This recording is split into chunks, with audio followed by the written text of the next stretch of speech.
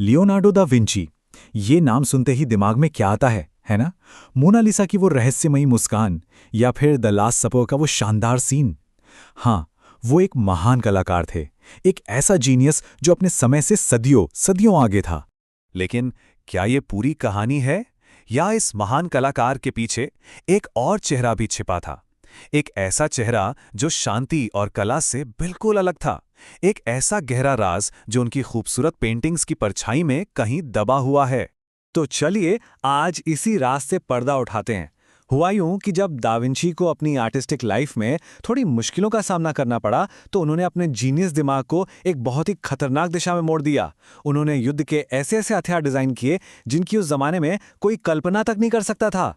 जरा सोचिए, एक ऐसा रथ जिसके पहियों पर मौत नाच रही हो, घूमती हुई तेज धार वाली दरांतियां जो जंग के मैदान में दुश्मनों को किसी फसल की तरह काटती हुई आगे बढ़े।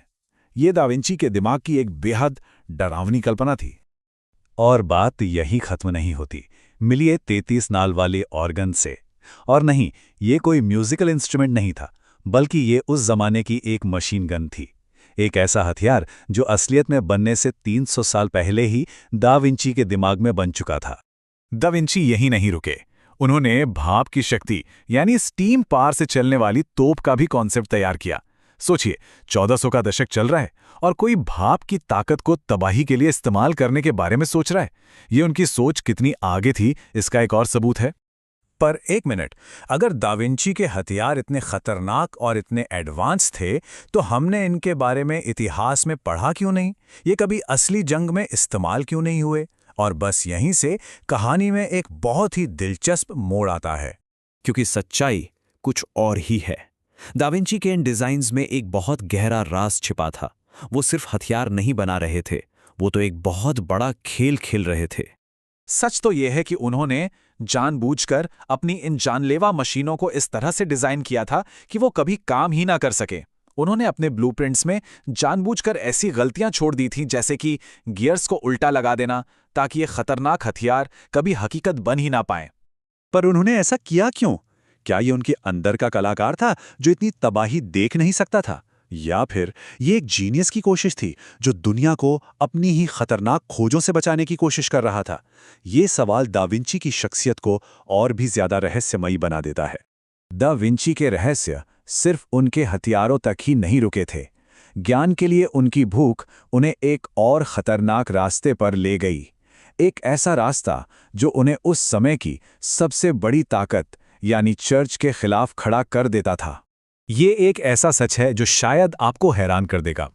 दा विंची ने इंसान के शरीर के राज जानने के लिए चोरी छुपे लगभग 20 इंसानी लाशों को काटा और उनकी जांच की।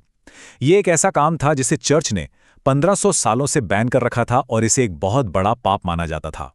लेकिन इस खतरनाक काम का नतीजा कमाल का था।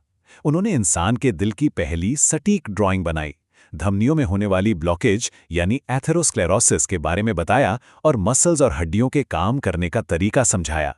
उनकी ये खोजें मेडिकल साइंस को सदियों आगे ले गईं। लेकिन इस ज्ञान की प्यास की उन्हें एक बहुत भारी कीमत चुकानी पड़ी। उनके इस दुस्साहस का अंजाम बहुत बुरा हुआ। जब चर्च को उनके इन खुफिया कामों का पता चला, तो उन्हें हर अस्पताल से बैन कर दिया गया। इस एक फैसले ने उनकी एनाटॉमी की पढ़ाई पर, उनकी रिसर्च पर हमेशा हमेशा के लिए ताला लगा दिया।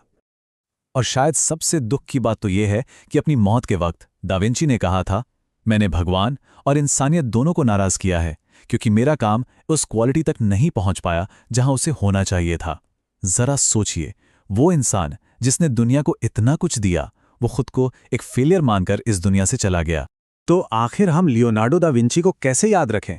एक जीनियस जो दुनिया को अपनी ही बनाई तबाही से बचा रहा था, या एक ऐसा इंसान जो अपने ही ज्ञान के बोझ तले दबा हुआ था? उनकी विरासत जितनी शानदार है, उतनी ही उलझी हुई भी।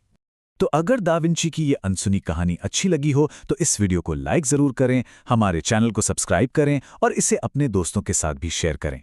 और हाँ, कमेंट्स में बताइए कि अगली बार किसके रहस्यों से पर्दा उठाया जाए।